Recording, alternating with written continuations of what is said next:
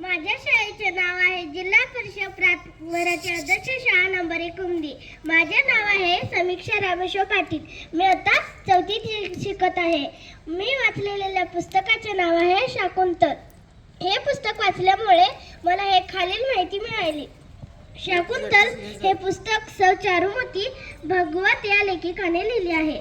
या पुस्तकात कालिदासाच्या शाकुंतल या नाटकाचे कथानक गोष्टी रूपाने लिहिले असून मूळ नाटकातील सुंदर व आवश्यक असलेल्या सर्व गोष्टी घालण्याचा प्रयत्न केला आहे.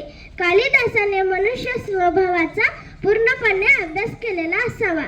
ही गोष्ट शाकुंतल नाटकातील पात्रे वाचताना सहज लक्षात येते.